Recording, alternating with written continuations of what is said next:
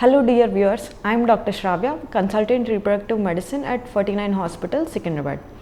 So మనం ఇవాళ ఒక ముఖ్యమైన టాపిక్ ప్రెగ్నెన్సీ లాస్ లేదా అబార్షన్ ఎందుకు అవుద్ది అండ్ రికరెంట్ ప్రెగ్నెన్సీ లాస్ అంటే మళ్ళీ ప్రెగ్నెన్సీ లాస్ అబార్షన్స్ అవుతుంటే దీన్ని ఎందుకు ఏమంటారు, దీనికి గల కారణాలు ఏంటి అనే దాని గురించి చర్చించుకుందాం. సో ఫస్ట్ థింగ్ ఏంటంటే అసలు ప్రెగ్నెన్సీ లాస్ అబార్షన్ అని ఎప్పుడు అంటారు? సో ప్రెగ్నెన్సీ లాస్ అనేది ఎప్పుడు డిఫైన్ చేస్తాము అంటే క్లినికల్గా, అంటే మనకి స్కానింగ్లో గన ఒకసారి బేబీ ఉందని ఐడెంటిఫై చేసిన తర్వాత ఒకవేళ 20 వారాలు అంటే 5 నెలలలోపు అబార్షన్ బేబీ గన్ వచ్చేస్తే దాన్ని ప్రెగ్నెన్సీ లాస్ అని అంటాం. సో ఈ ప్రెగ్నెన్సీ లాస్ అనేది చాలా పెయిన్ఫుల్ కండిషన్ ఆడవాళ్ళకి. సో యూజువల్లీ ఏంటంటే ప్రెగ్నెన్సీ నిలవట్లేదు అనేది ఒక సమస్య, ఇన్ఫర్టిలిటీ అనేది ఒక సమస్య అయితే ప్రెగ్నెన్సీ నిలిచి అబార్షన్ అవటం అనేది ఇంకొక పెద్ద సమస్య. సో కొంతమందికి ఏమవుద్ది అంటే బయోకెమికల్ ప్రెగ్నెన్సీ లాసెస్ అంటాం. వీళ్ళకి స్కానింగ్లో ప్రెగ్నెన్సీ ఉన్నట్టు ఐడెంటిఫై చేయలేము, బట్ యూరిన్ టెస్ట్లో కానీ బ్లడ్ టెస్ట్లో కానీ పాజిటివ్ వస్తుంది అండ్ తర్వాత స్కాన్లో ఐడెంటిఫై చేయకముందే అబార్షన్ లాగా బ్లీడింగ్ లాగా అయిపోతుంటుంది. సో వీళ్ళకి ఏమంటామంటే బయోకెమికల్ ప్రెగ్నెన్సీ లాస్ అంటాం. సో ఈ బయోకెమికల్ అండ్ క్లినికల్ ఈ రెండు ప్రెగ్నెన్సీ లాసెస్ యాక్చువల్లీ అబార్షన్ కిందే క్యాల్కులేట్ చేస్తాం. సో యూజువల్లీ ఏంటంటే ఒకసారి చాలామంది ఆడవాళ్ళకి ఒక ప్రెగ్నెన్సీ లాస్ అనేది అవ్వచ్చు, బట్ నెక్స్ట్ టైం వాళ్ళు మళ్ళీ న్యాచురల్గా కన్సీవ్ అయ్యి ఆ ప్రెగ్నెన్సీ టర్మ్ వరకు కంటిన్యూ అయ్యి లైవ్ బేబీ పుట్టేస్తారు. బట్ కొంతమంది కేసెస్ అంటే ఒక 10% కేసెస్లో ఏమవుద్ది అంటే రికరెంట్ ప్రెగ్నెన్సీ లాస్ అవుద్ది. అంటే వీళ్ళకి మళ్ళీ 2 సార్లు లేదా 3 సార్లు అబార్షన్ అవుద్ది. So 2 times or more abortions అయిన వాళ్ళని రికరెంట్ ప్రెగ్నెన్సీ లాస్ అని అంటాం. సో ఈ రికరెంట్ ప్రెగ్నెన్సీ లాస్ చాలా మేజర్గా ఏంటంటే చాలా సైకలాజికల్ ఎఫెక్ట్ ఉండే కండిషన్ అండి. సో ఈ ప్రాబ్లం ఉన్న వాళ్ళకి మెయిన్గా ఏంటంటే ప్రెగ్నెన్సీ ప్లాన్ చేయాలంటే కూడా చాలా స్ట్రెస్ అయిపోద్ది. బికాస్ ప్రెగ్నెన్సీ కంటిన్యూ అవుద్దా, ప్రెగ్నెన్సీ అయిన తర్వాత మెడిసిన్స్ ఏమైనా తీసుకుంటే సేవ్ అవుద్దా అవ్వదా అనేది.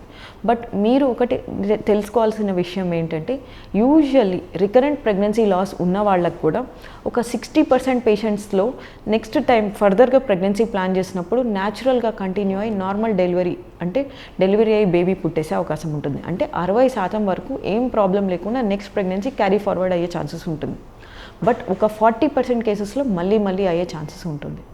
సో అసలు ఈ రికరెంట్ ప్రెగ్నెన్సీ లాస్కి గల కారణాలు ఏంటో తెలుసుకుందాం. సో ఫస్ట్ థింగ్ ఏంటంటే రికరెంట్ ప్రెగ్నెన్సీ లాస్కి మోస్ట్ కామన్ కండిషన్ ఏంటంటే జెనెటిక్ కాజ్ అండి. అంటే జన్యుపరంగా ప్రాబ్లమ్స్ ఉంటాయి. సో ఈ జెనెటిక్ కారణాలు మెయిన్గా ఎలా డివైడ్ చేస్తాము అంటే మనకి బాడీలో అందరికీ హ్యూమన్ రేస్ అందరికీ 46 క్రోమోజోమ్స్ ఉంటాయి. సో ఈ 46 క్రోమోజోమ్స్ ఏంటంటే ఎగ్ స్పర్మ్ ఫామ్ అయినప్పుడు 23 క్రోమోజోమ్స్ ఉన్న ఎగ్ అండ్ 23 క్రోమోజోమ్స్ ఉన్న స్పర్మ్ ఫామ్ అవుద్ది. సో ప్రెగ్నెన్సీ ఫామ్ అయ్యేటప్పుడు ఏంటంటే ఫాదర్ నుంచి ఒక ఎగ్ ఒక స్పర్మ్ కలిపి ఫామ్ అవుద్ది బేబీ. సో ఈ half and half chromosomes half mother నుంచి హాఫ్ ఫాదర్ నుంచి వచ్చి 46 క్రోమోజోమ్స్ ఫామ్ అయ్యి బేబీ ఫామ్ అవుద్ది. సో యూజువల్లీ ఏమవుద్ది అంటే ఇలా బేబీ ఫామ్ అయ్యేటప్పుడు ఒక్కొక్కసారి క్రోమోజోమ్లో నంబర్ అబ్నార్మాలిటీ వస్తుంది. అంటే ఒక క్రోమోజోమ్ ఎక్స్ట్రా ఉండటమో లేదా ఒక క్రోమోజోమ్ తక్కువ ఉండటమో అవుద్ది. సో ఈ క్రోమోజోమ్ అంటే ఈ జెనెటిక్ క్రోమోజోమ్ నంబర్ తగ్గవటం వల్ల ఈ క్రోమోజోమ్స్లో ఏముంటాయి, మనకి సంబంధించిన జీన్స్ ఉంటాయి. సో ఒక క్రోమోజోమ్ లేదా ఒక పార్ట్ ఆఫ్ క్రోమోజోమ్ తగ్గిన బేబీకి అబార్షన్ అయ్యే రిస్క్ ఉంటుంది. సో ఇది మోస్ట్ కామన్ కాజ్ జెనెటిక్ కారణాలు. సో ఈ మళ్ళీ అంటే రికరెంట్ ప్రెగ్నెన్సీ లాస్లో కామనెస్ట్ కండిషన్ ఒక 50% కేసెస్ వరకు ఏంటంటే అంటే మనం కాజ్ ఐడెంటిఫై చేసిన కేసెస్ వరకు ఏంటంటే జెనెటిక్ కాజెస్ ఉంటాయండి. So second most common cause ఏంటి అంటే అనటామికల్ ప్రాబ్లమ్స్, అంటే గర్భసంచిలో ప్రాబ్లమ్స్ ఉండొచ్చు.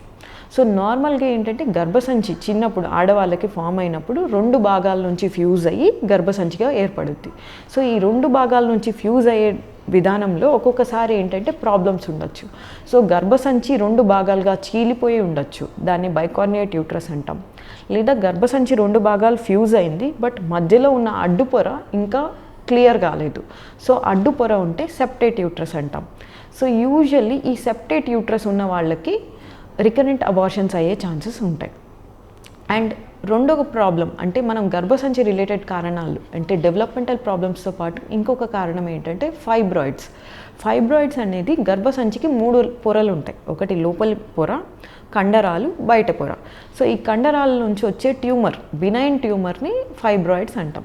సో ఈ గర్భసంచి లోపలి పొర ఎక్కడైతే బేబీ అతుక్కుంటుందో ఈ ఫైబ్రాయిడ్స్ కన్నా ఆ లోపలి పొర వరకు వస్తుంటే దెన్ అబార్షన్ అయ్యే ఛాన్సెస్ ఉంటాయి. సో మెయిన్గా సబ్మ్యూకోసల్ ఫైబ్రాయిడ్స్ లేదా ఇంట్రామ్యూరల్ అంటే కండరాల్లో ఉండే ఫైబ్రాయిడ్స్ గర్భసంచి లోపలి పొరని పుష్ చేస్తుంటే దాన్ని ప్రెగ్నెన్సీ లాస్ కారణం అయ్యే ఛాన్సెస్ ఉంటాయి. సో గర్భసంచి ప్రాబ్లమ్స్ ఏంటంటే మెయిన్గా డెవలప్మెంటల్ ప్రాబ్లమ్స్ అండ్ ఫైబ్రాయిడ్స్. ఇది కాకుండా మూడవ కారణం ఏంటంటే బాడీలో హార్మోన్ డిస్టర్బెన్సెస్ ఉండొచ్చు. సో ఎవరికైతే షుగర్స్ కానీ, థైరాయిడ్ కానీ లేదా పీసీఓడి సమస్య ఉన్న వాళ్ళకి మెయిన్గా ఏంటంటే బాడీలో హార్మోన్ డిస్టర్బెన్స్ ఉంటుంది. ఇప్పుడు ఎవరికైతే డయాబెటీస్ ఉంటుందో, షుగర్స్ ఒకవేళ అన్కంట్రోల్డ్ అంటే కంట్రోల్లో లేకున్నా, లేదా థైరాయిడ్ లెవెల్స్ మరీ ఎక్కువగా ఉన్నా లేదా మరీ తక్కువగా ఉన్నా, అండ్ పీసీఓఎస్తో ఉన్న వాళ్ళకు కూడా బాడీలో హార్మోన్ డిస్టర్బెన్సెస్ ఉంటాయి. సో ఇలాంటి పేషెంట్స్కి కూడా అబార్షన్స్, రికరెంట్ మిస్క్యారేజ్ అయ్యే ఛాన్సెస్ ఉంటాయి. సో ఈ హార్మోన్ డిస్టర్బెన్స్ కాకుండా ఇంకొక ఇంపార్టెంట్ ఫ్యాక్టర్ ఏంటంటే మెటర్నల్ బాడీ అంటే మదర్ యొక్క బాడీలో ఇమ్యూనో యాంటీబాడీస్ అంటాం. అంటే బాడీలో రక్తం గడ్డగట్టే యాంటీబాడీస్ ఉంటాయి. సో బ్లడ్ క్లాటింగ్ కాకుండా లేదా థ్రాంబోఫీలియాస్ అంటాం. సో ఈ బ్లడ్ నార్మల్గా ఏంటంటే ఒక పర్టికులర్ కండిషన్లో క్లాట్ అవ్వాలి, ఒక పర్టికులర్ కండిషన్లో ఫ్రీ ఫ్లో ఉండాలి.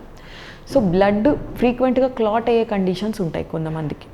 సో ఇలాంటి వాళ్ళకు కూడా ఏంటంటే గర్భసంచి ప్రెగ్నెన్సీని యాక్సెప్ట్ చేయలేకపోవచ్చు. సో అంటే సమ్ ఇమ్యూన్ రిజెక్షన్ ఉంటుంది. ఎందుకంటే ఫామ్ అయిన బేబీ 2 జెనెటిక్ మెటీరియల్స్ నుంచి వస్తుంది, ఒకటి మదర్, ఇంకొకటి ఫాదర్. సో ఈ ఫామ్ అయిన బేబీని మదర్ యొక్క గర్భసంచి రిజెక్ట్ చేసే ఛాన్సెస్ ఉంటాయి. సో ఈ యాంటీబాడీస్ కూడా యాంటీబాడీస్ వల్ల కూడా ప్రెగ్నెన్సీ రికరెంట్గా మిస్క్యారేజ్ అయ్యే ఛాన్సెస్ ఉంటుంది. సో ఇవి మనం కామన్ కండిషన్స్ అంటే వేటికైతే మనం టెస్ట్లు చేసి కనిపెట్టే కండిషన్స్.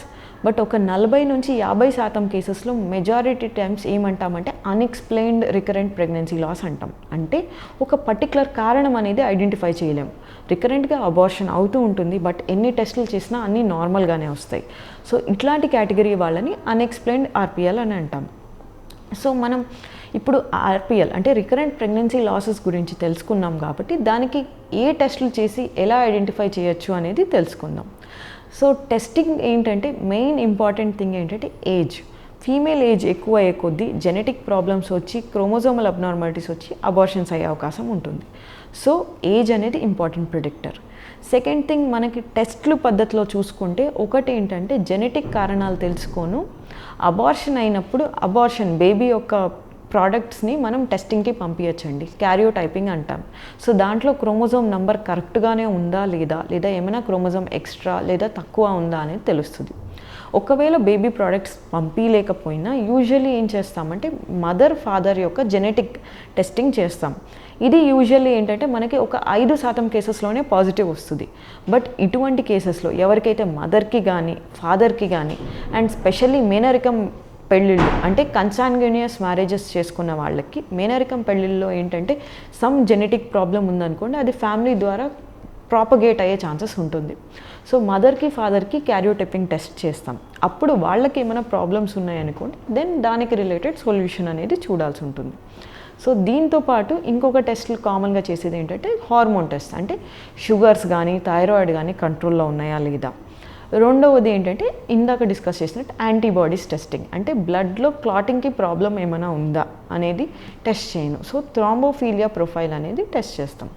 సో ఈ విధంగా మనం ఏంటంటే ఒక 40 to 50% కేసెస్లో ఏమైనా టెస్ట్లు పాజిటివ్ వస్తే దానికి తగ్గ ట్రీట్మెంట్ ఇచ్చి వాళ్ళు న్యాచురల్గా అయ్యేటట్టు చూడొచ్చు.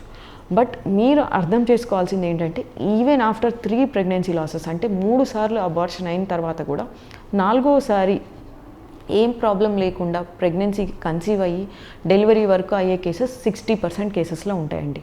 సో బట్ యూజువల్లీ ఏం చెప్తామంటే మీకు ఒకవేళ 2 ప్రెగ్నెన్సీ లాస్ అంటే 2 సార్లు అబార్షన్ అయ్యి లేదా 2 సార్లు పైన ఎక్కువ సార్లు అబార్షన్ అయ్యి ఉంటే ఒక్కసారి డాక్టర్ని కన్సల్ట్ అయితే ఏమైనా కరెక్టబుల్ ప్రాబ్లమ్స్ అంటే ఇందాక డిస్కస్ చేసినట్టు గర్భసంచిలో ప్రాబ్లమ్స్ కానీ యాంటీబాడీస్లో ప్రాబ్లమ్స్ కానీ ఉంటే ఫర్దర్గా ప్రెగ్నెన్సీలో ప్రాబ్లం లేకుండా కరెక్ట్ చేయొచ్చు.